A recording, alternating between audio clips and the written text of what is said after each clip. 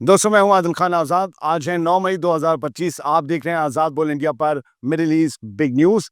इस शो में आज आपको दिखाएंगे गजा में इजरायली फौज के कई फौजी हलाक, कई जख्मी, अल कस्साम के साथ खतरनाक जंग जारी। हमास का रफा में gates of hell attack operation, Israeli फौज के लिए बड़ी मुश्किल, भारी नुकसान। इसराइली मीडिया का बड़ा दावा, ट्रंप ने नेतन्याहू से राब्ता तोड़ा, नेतन्याहू पर ट्रंप को इस्तेमाल करने का इल्जाम। नेतन्याहू को कुर्सी जाने का डर, वक्त से पहले इलेक्शन करवाने का प्लान। हूथीज के सुप्रीम लीडर का दावा, यमन ने अमेरिका को झुकाया, इसीलिए वो रेड सी से भागा। और ईरान ने दिखाया हैरान कर देने वाला अंडरग्राउंड ड्रोन बेस, दुश्मन को दी वार्निंग, कहा तैयार हैं हम। चलिए करते हैं शुरुआत इस शो की। बैकग्राउंड से आप समझ ही रहे होंगे आज स्टूडियो में नहीं है, कुछ लाइट वगैरह का मसला था ट्रांसफार्मर का, उस वजह से देर हो गई। खैर, खबरें तो है ही हैं। गजा में इजरायली फौज की तबाही हो रही है। गजा में इजरायली फौज तबाही मचा भी रही है, लेकिन उसे खुद भी बड़ा जानी और माली नुकसान हो रहा है। अब से कुछ घंटों पहले की कहानी समझिए। 2 इजरायली फौजी मारे गए हैं, जबकि 6 जख्मी हुए हैं। ये बात इजरायली मीडिया कह रहा है। और गजा में अल कस्साम ब्रिगेड और आईडीएफ के बीच अब भी बेहद खतरनाक लड़ाई जारी है। ये फिगर इजरायली मीडिया ने बताई है 2 और 6 की। बात इससे आगे हो सकती है, असल तादाद ज्यादा हो सकती है। हमेशा की तरह इजरायली फौज ने तस्दीक की है कि गजा के जनूबी हिस्सों में लड़ाई के दौरान 2 आईडीएफ सोल्जर्स हलाक हो गए और कम से कम 6 फौजी जख्मी हुए। उनके मरने का तरीका और नाम भी बताया आईडीएफ ने। हलाक होने वालों में शामिल है सार्जेंट यिशाल इलाइकुम उर्बाज और स्टाफ सार्जेंट याम फ्रेड। पहला वाकया रफा के जेनिना इलाके में हुआ, जहां हमास ने एक इमारत पर आरपीजी से हमला किया। धमाके से इमारत गिर गई और उर्बाज की जान चली गई, सार्जेंट उर्बाज की। 2 फौजियों को जख्मी हालत में निकाला गया, हेलीकॉप्टर से निकालते हुए देखे गए। एक की हालत अब भी इस वाले वाकये में संगीन बताई जा रही है। दूसरा वाकया कुछ घंटों बाद हुआ, जब एक आर्मर्ड पर्सनल कैरियर यानी कि एपीसी को धमाके से उड़ा दिया गया। एपीसी जंग वाले इलाके में, वॉर जोन में गोला बारूद या फौजियों को इधर से उधर ले जाने का काम करती है। ये व्हीकल जो होता है, ये ठीक है।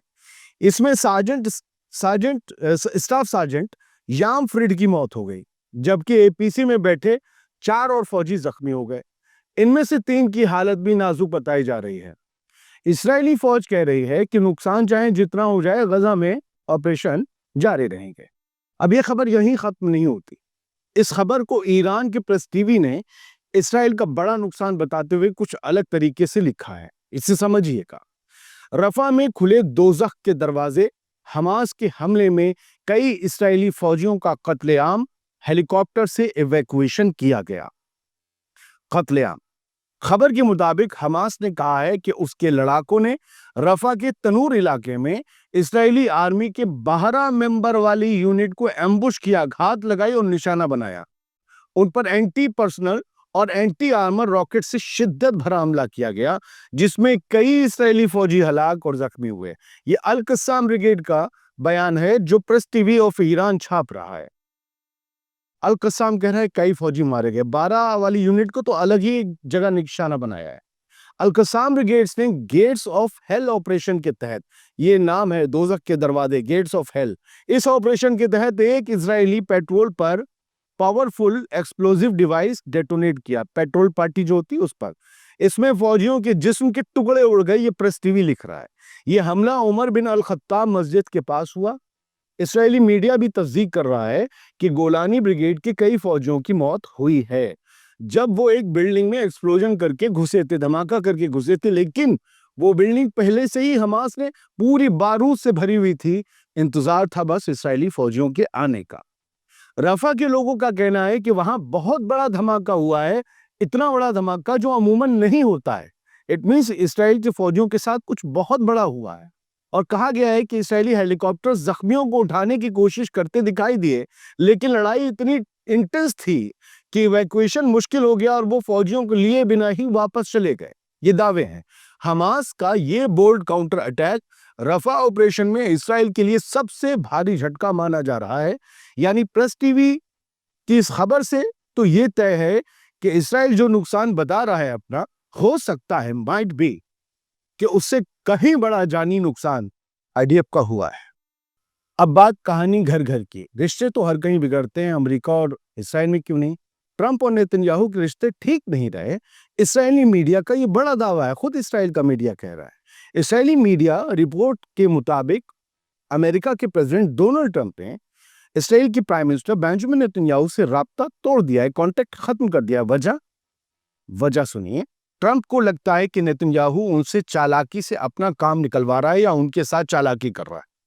एक सीनियर मैनिपुलेट कर रहा है। एक सीनियर इस्राएली अफसर ने बताया कि रॉन डर्मर, जो नेतन्याहू का करीबी है और इसराइल का स्ट्रेटेजिक अफेयर्स का मिनिस्टर भी है, उसने ट्रंप की पार्टी के कुछ रिपब्लिकन पार्टी, ट्रंप की पार्टी के कुछ सीनियर लीडर से बात करते हुए ट्रंप को ऑर्डर देने जैसे अंदाज में कहा कि उन्हें क्या करना चाहिए और क्या नहीं। मतलब ट्रंप को यह बात, ट्रंप के कैंप को, उनकी मंडली को अच्छी नहीं लगी। उन्होंने ट्रंप से कहा, नेतन्याहू तुम्हें चला रहा है और तुम्हें इस्तेमाल कर रहा है। तुम्हें नहीं दिख रहा, हमें तो दिख रहा है। वो तुम्हें बता रहा है कि कैसे काम करना है। और ट्रंप को फिर इसके बाद सबसे ज्यादा गुस्सा इसी बात का आता है। बता दूं कि जब उसे, ट्रंप को ये लगता है कि कोई उसे चलाने की कोशिश कर रहा है, यानी ट्रंप को बेवकूफ समझ रहा है। इसराइली मीडिया खुद कह रही है कि इसी वजह से ट्रंप ने अभी के लिए नेतन्याहू से तमाम पॉलिटिकल कोऑर्डिनेशन बंद कर दिया है, कोई बातचीत नहीं। ये इसका सबसे बड़ा सबूत क्या है पता है आपको? जो हुथीस के साथ अमेरिका ने सीज फायर कर लिया, नेतन्याहू को पता नहीं था, उसे भी मेरी तरह अखबार से पता चला। हालत फ्यूचर में बदल सकती है, लेकिन अभी के लिए ट्रंप ने डिस्टेंस मेंटेन कर लिया है। अमेरिका बहुत दिन इसराइल से दूर नहीं रह सकता, ये भी मानना पड़ेगा। हो सकता है कि ट्रंप की इस नाराजगी से इसराइल में प्राइम मिनिस्टर का चेहरा ही बदल जाए। आप कहेंगे ये क्या है? तो इसके आसार आपको अगली खबर में नजर आ जाएंगे कि आखिर नेतन्याहू ने जल्दबाजी में क्या करने का फैसला किया है, जिसके बाद लग रहा है कि नेतन्याहू की कुर्सी तोड़ने या छीनने की साजिश या कोशिश इसराइल में चल रही है। समझ लीजिए फिर अगली खबर को। नेतन्याहू ने खुद ही वक्त से पहले इलेक्शन करवाने का सिग्नल दे दिया है। हरेदियों की धमकी से पहले खेल पलट सकता है। इस्राएली सियासत में एक बहुत बड़ा ड्रामा देखने को मिल सकता है। नेतन्याहू जल्दी इलेक्शन करवाने के मूड में है, लेकिन क्यों? टाइम्स ऑफ इसराइल को कुछ मिनिस्टर्स ने बताया है कि नेतन्याहू अपनी मर्जी से कोएलिशन तोड़ने का फैसला ले सकता है। कोएलिशन गवर्नमेंट है ना, थोड़े इसकी एमपी, थोड़े उसके एमपी, थोड़े उसके एमपी, अलायंस की गवर्नमेंट है। तो इस कोalition अलायंस को तोड़ने का फैसला नेतन्याहू खुद ले सकता है, अगर उसे लगा कि हरेदी पार्टीज असल में उसकी हुकूमत गिराने का इरादा रखती हैं, यानी कुछ तो चल रहा है कुर्सी को लेकर, क्योंकि हरेदियों की भर्ती को लेकर सबसे मसला है। मसला ये है कि अल्ट्रा ऑर्थोडॉक्स यानी हरेदी, यानी कि जो बहुत ज्यादा कट्टरपंथी रूढ़िवादी हैं, यहूदी चोटी वाले, टोपी वाले, उन लोगों की मिलिट्री में भर्ती करवाने का ही सारा मसला है, क्योंकि उन्हें हमेशा से आईडीएफ में भर्ती होने से छूट मिली हुई थी। नेतन्याहू जानता है कि इसका हल मुश्किल ही नहीं, नामुमकिन है कि वो भर्ती हो जाए। इलेक्शन करवा के नेतन्याहू को रिजर्विस्ट और आम लोगों का सपोर्ट मिल जाएगा। जो मिलिट्री कॉन्स्क्रिप्शन, यानी कि जो एक जबरन भर्ती है मिलिट्री में करनी होगी, तुमने इतने साल सेवा सर्विस, उसमें बराबरी जो लोग चाहते हैं, रिजर्विस्ट और आम लोग, उनका वोट नेतन्याहू को मिल जाएगा। क्योंकि आईडीएफ को ये लगता है, या दुनिया को, कि ये जो हरेदी हैं, ये नल्ले बैठे हुए हैं और पाए तोड़ रहे हैं, इनको भी आना चाहिए और अपना खून इसराइल के लिए बहाना चाहिए। नेतन्याहू कुल मिलाकर फंसा हुआ है। फिलहाल इस हफ्ते वैसे भी कुछ बड़ा होने का इशारा डोनाल्ड ट्रंप ने पहले ही दे रखा है। अब बात यमन की। यमन ने झुका दिया अमेरिका को। सैयद अल हुथी का ये बयान है, ये उनकी लाइन है। यमन के अंसर अल्लाह मूवमेंट, हाउथीज, हुसी, जो भी आप कह लें, उसके जो सुप्रीम लीडर हैं, सबसे बड़े लीडर सैयद अब्दुल मलिक अल हुथी, इन्होंने एक फायरी स्पीच में कहा कि अमेरिका ने यमन पे अपनी एग्रेशन रोक दी, अपने हमले अमेरिका ने यमन पर रोक दिए। क्यों, पूछा उन्होंने, तो जवाब खुद दिया, क्योंकि यमन के मिलिट्री ऑपरेशंस को रोकने में उसकी हर कोशिश, अमेरिका की हर कोशिश फेल हो गई। सैयद अल हुथी ने यह भी साफ कहा और दावा किया कि यमन ने किसी से न कोई भीख मांगी, न सरेंडर किया। हमारा मकसद सिर्फ एक है, फलस्तीनी आवाम का साथ। उन्होंने कहा चाहे वो इस्राएली जहाज़ों पे ब्लॉकेड हो या कब्जे वाले फ़लस्तीन के अंदर स्ट्राइक्स यानी कि जो इसराइल के कब्जे में लाके उन पर हमला करना, यमन अपने मिशन पे कायम है, जहां इसराइली जहाज़ों पर नाकेबंदी जारी रहेगी और इसराइल के इलाकों पर, कब्जे वाले इलाकों पर स्ट्राइक्स भी हम करते रहेंगे। हूथी के लीडर ने कहा कि यमन की हिम्मत ने अमेरिका को पीछे हटने पर मजबूर कर दिया और दुनिया ने देखा कि एक छोटा सा मुल्क भी जब सच के साथ होता है तो सुपर पावर को भी रुख बदलना पड़ता है।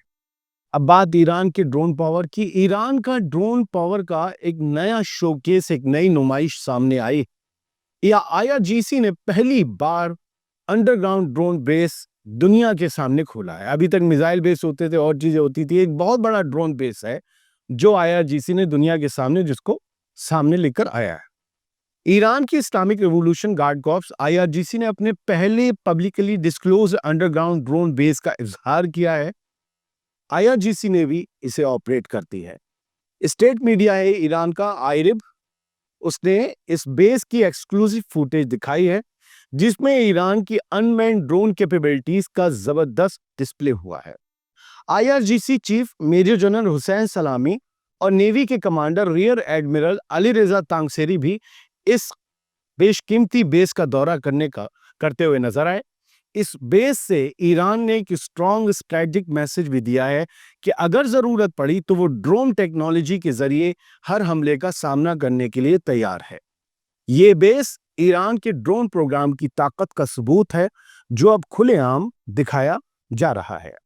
बहुत से लोग पूछेंगे कि इंडिया और पाकिस्तान का इतना जबरदस्त मसला चल रहा है तो आपने वो खबर क्यों नहीं दिखाई? भाई ये मिडिल ईस्ट की खबरों का शो है, यहाँ पाकिस्तान को मैं चाहकर खींच नहीं सकता। दूसरा, पाकिस्तान और इंडिया के बीच ऐसी अभी कोई बड़ी अपडेट नहीं है। जो भी चल रहा है हमारे मीडिया और उनके मीडिया में, मैं फिर कहना चाहूंगा, बड़ी फेक न्यूज चल रही है दोनों तरफ, हमारा मेन स्ट्रीम मीडिया हो या उनका मेन स्ट्रीम मीडिया हो। हमेशा ऑफिशियल बयान का इंतजार कीजिए। शहबाज शरीफ या की हुकूमत या मोदी की हुकूमत झूठ नहीं बोल सकती, उनके ऑफिशियल बयान दुनिया दर्ज करती है।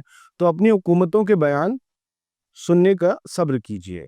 इसके जेट उतने मार दिए, उसके जेट उतने मार दिए, ये सब रात ड्रोन हमले हुए, रॉकेट हमले हुए, मिसाइल हमले हुए। मेरी कुछ रहने वालों से बात हुई, सब लोग शेल्टर्स में थे।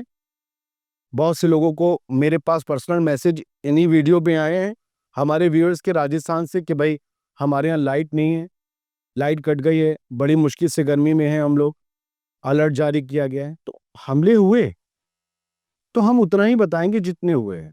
अब हम हवाले से बता रहे हैं कि फलाने ने ये कहा, फलाने का वो दावा है। लोग हमारे दीन और हमारे उस पर, भाई खबर खबर होती है, दावे और हवाले से कही जाती है। इसमें एंकर नहीं कहता है, एंकर तो कहे कि मैंने देखा है या ऐसा हो गया है। और इंडिया की खबरें हमारे पास ज्यादा हैं। पाकिस्तान के एक्स हैंडल्स, यूट्यूब चैनल्स और बहुत से न्यूज़पेपर के जो डोमेन है वो हमारे यहाँ ब्लॉक हो गए हैं। तो हम किसकी खबर बताएंगे? इंटरनेशनल मीडिया से हम दोनों की उठाते हैं और बैलेंस न्यूज दिखाते हैं। जो हुआ है उसका तो कल सुबह तक कोई मान ही नहीं रहा था कि लाहौर पे हमले हुए, फिर शाम तक सबने मान लिया। तो सब्र रखा करें। बहुत बहुत शुक्रिया, सलामत रहिए, खुश रहिए।